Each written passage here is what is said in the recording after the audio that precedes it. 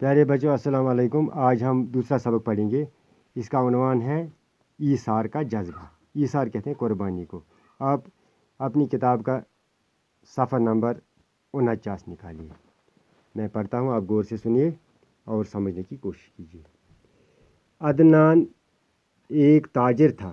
ताजिर कहते हैं तिजारत करने वाले को। एक ताजिर था, उसका नाम क्या था? अदनान। अदनान एक ताजिर था जिसका शुमार शहर के रईसों में होता था। रईस कहते हैं बड़े लोग, अमीर लोग। कुदरत ने इसे सब कुछ दिया था। अगर नहीं कुछ दिया था तो वो थी औलाद की नेमत। यानी ये जो अदनान था एक तिजारत पेशा आदमी था, बहुत अमीर था, मालदार था। इस अल्लाह ने उसको माल दौलत के लिहाज से हर चीज़ मैसर कर रखी थी, हर चीज़ दी थी, लेकिन एक बहुत बड़ी नेमत से अल्लाह ने उसको महरूम रखा था। वो नेमत क्या थी? वो औलाद की नेमत थी। शादी के बहुत साल बाद भी इसकी बीवी शीबा की गोद सोनी थी। यानी शादी के बहुत साल गुजरने के बाद भी इसके हाँ कोई बच्चा पैदा नहीं हुआ था। इसकी बीवी का नाम क्या था? शीबा। औलाद की हसरत ने इनसे किस किस दर पर दस्तक न दिलवाई। यानी औलाद के इस न होने के चक्कर में वो हर दरवाज़े पे, हर जगह पे पीरों फकीरों हस्पतालों का चक्कर काटता रहा। पीरों फकीरों के चक्कर न लगवाए, गंडे तावीज़ करने पर मजबूर न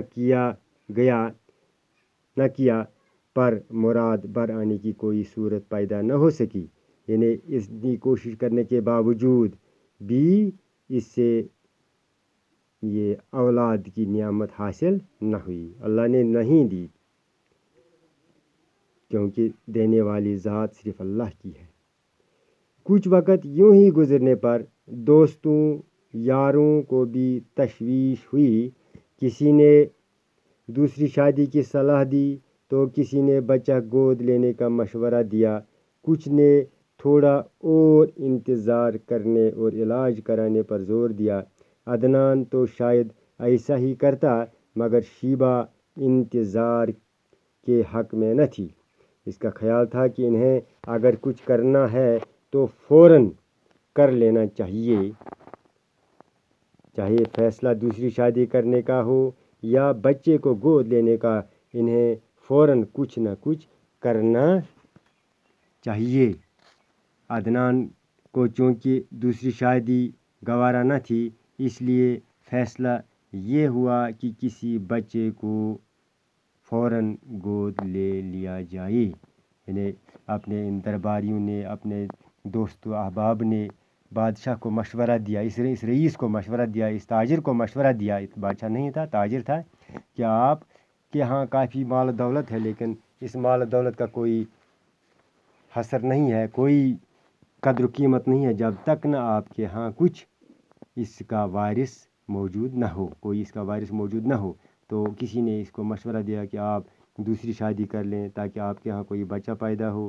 किसी ने कहा कि आप किसी बेटे को, किसी बच्चे को ला के परवरिश उसी की करें।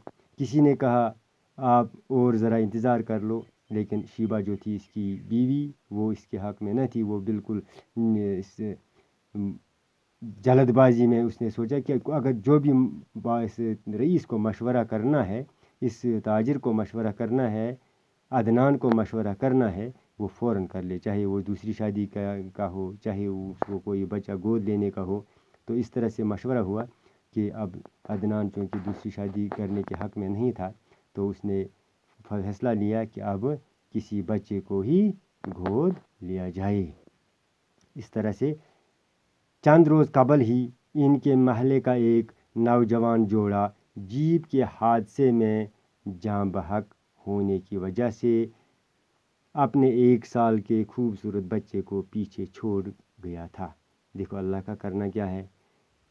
यही मामला, इसी पे ये गौर फिक्र कर रहे थे कि कुछ दिन ही गुज़र गए। कुछ दिन पहले ही वहाँ एक नौजवान जोड़ा, एक मर्द और एक औरत, ایک حادثے میں جاں بحق ہوئے اور ان کے پیچھے ان کا چھوٹا 1 سال کا بچہ رہ گیا۔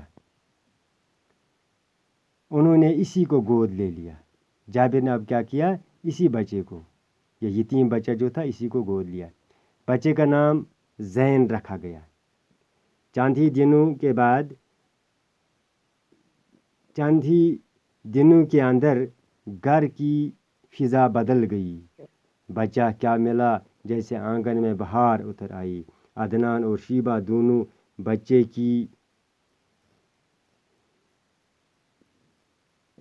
کلکاریوں، یعنی کلکاری کہتے ہیں بچہ، چھوٹا بچہ جو یہ توتلی زبان میں باتیں کرتا ہے، یہ بالکل بہت ہی خوبصورت انداز میں وہ بچہ، اس کی باتیں بہت خوش کرتی ہیں انسان کے دل کو۔ اسی طرح سے یہ بچہ بھی توتلی زبان میں یہ بولتا تھا، تو ان کی اس کلکاریوں میں یوں کھو گئے کہ کچھ مدت تک انہیں اپنے گرد پیش کی خبر تک نہ رہی۔ اب یہ دونوں عدنان اور شیبہ اسی بچے کے پاس رہا کرتے تھے، اسی بچے کے ساتھ کھیلا کرتے تھے، اس کلکاری میں محو تھے۔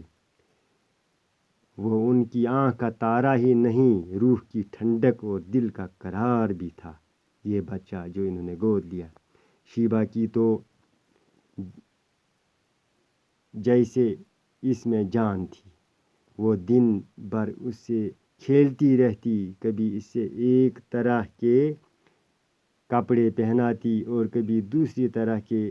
جب اس سے بھی تسلی نہ ہوتی تو کوئی اور جوڑا نکال کر اسے پہنانا شروع کر دیتی۔ یہ بالکل بیچاری اس کی پرورش میں لگی رہی اور اس کو اپنے دل و جان سے چاہتی تھی، اور اس یعنی اپنے پیار کا یہ جو ہے مظاہرہ کرتی تھی۔ اس طرح سے آج اتنا ہی پڑھیں گے، کل انشاءاللہ اس کے آگے پڑھیں گے۔ دھیان سے سننا، یاد رکھنا، خوش رہو، سلامت رہو، وسلام۔